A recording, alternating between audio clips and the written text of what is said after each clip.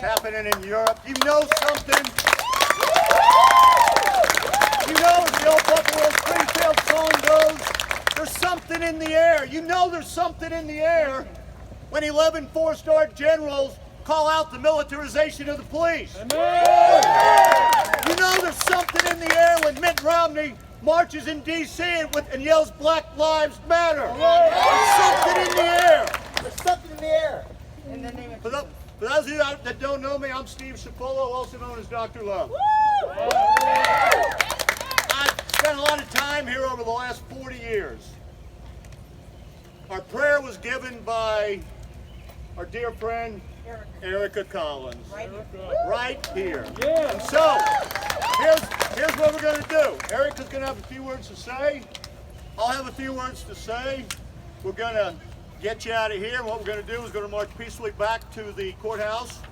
We are going to take a knee for 8 minutes and 46 seconds. All right, sir. All right? Yeah. Erica Collins.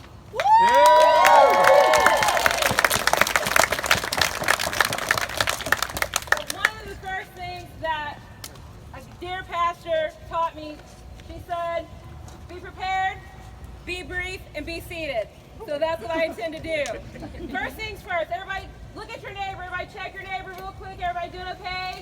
Anybody overheated? That's what love does. Love takes care of each other. Let's make sure everybody's okay.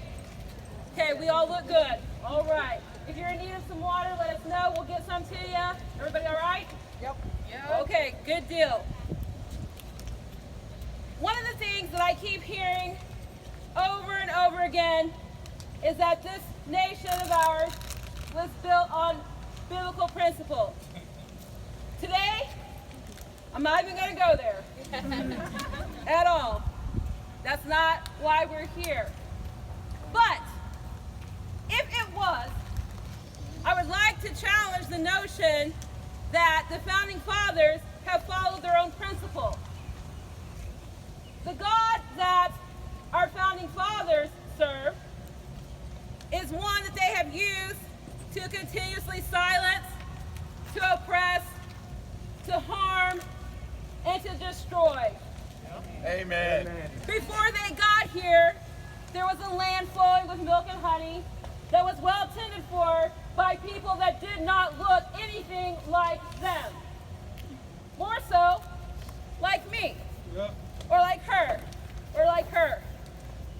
But they came in with their methods and their ways and took over because they thought their way was better.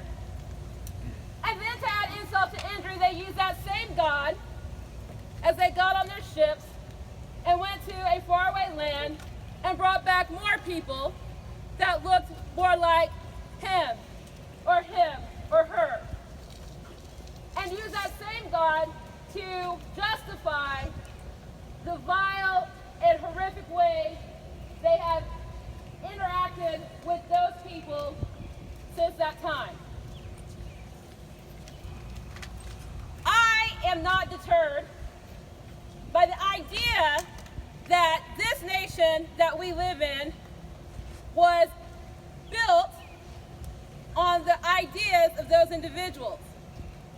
What I know for sure is that in the spirit of unity, there is nothing that we cannot overcome. Yes. Now, there are those who say that I'm not owed anything, or that we're not owed anything, because they never owned slaves, their ancestors never owned slaves, but yet they still support a very systemic slavery. All right. If you don't speak out against it, then you are for it. Woo! If you are not willing to be part of the solution, you are part of the problem. Now, the God that I serve calls me to a higher purpose. The God that I serve, that same God that they try to oppress me with, is the same God that my forefathers depended on every day of their lives to survive the treatment that they endured. Yes, ma'am. That's right. So, I am encouraged today because that spirit of that same God is well alive within me. And because of that, the love that I can have for every individual, whether they look like me, or act like me, or talk like me, is greater than any hate been blanketed over me. With the spirit of unity, we can do whatever we want to do. Woo! Yes, ma'am. There is strength in our love. Love conquers all. I don't care what people tell you. They will tell you that it doesn't matter because we all matter. Well, you shouldn't worry about the color of your skin. Just worry about being an American. Well, friends, and may I say great-great-granddaddy, because you know what? I wouldn't look like this had not they been down where they should not have been, bothering who they shouldn't have been bothering. But since you were, you owe me something now. I don't want your house. I don't want your car. I don't want your money. Right. All I want is your respect. Come on. Woo! I can be your equal. I can make my own money. That's right. I can do my own thing. I can build my own house. Yes, ma'am. Yes, honey. I can go buy my own car. Yeah. Thank you very much. All right. What I need you to stop doing is to try to hinder me from doing what I need to do. Come And on. then you got the audacity to call me lazy? Get off yourself. Amen. On the backs of the people who came such a very long way, this nation was built. So no, this nation was not built on biblical principle. And I love Jesus. I do. But that's not how this nation was built. This nation was built on the backs and through the heartache and pain of the people that loved Jesus and called upon him every day to deliver them from a place of oppression and suffering. So you'll excuse me if I choose not to remain silent.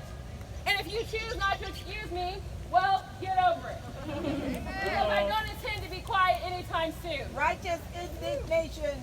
Yes, ma'am, absolutely. So, I said I'd be brief. I'm going to wrap this up. It really isn't that hard for those of us who want change. If you say that you love this God that this country was supposedly founded upon and his principles, then do what he says. In the book, the good book, the Bible, you know, the one that, you know, we cleared streets for to be able to hold up. All right. That one. Upside down. Upside down. And backwards. And brand new, never been opened.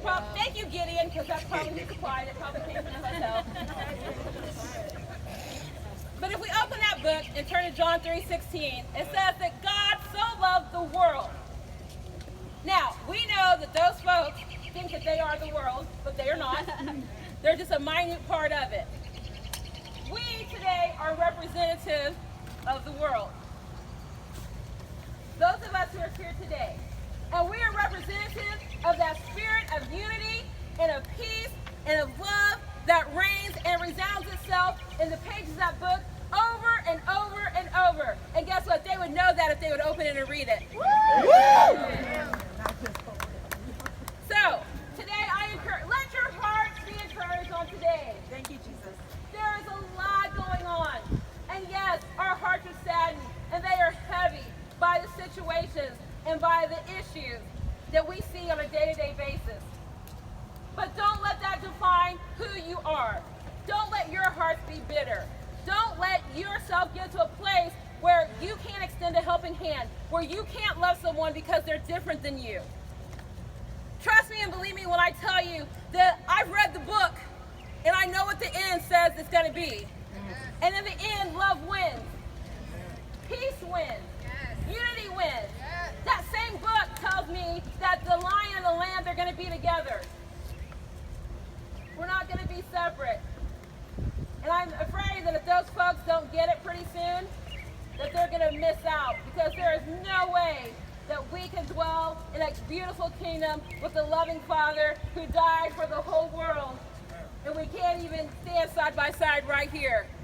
Folks, this is just a rehearsal. You play like you practice.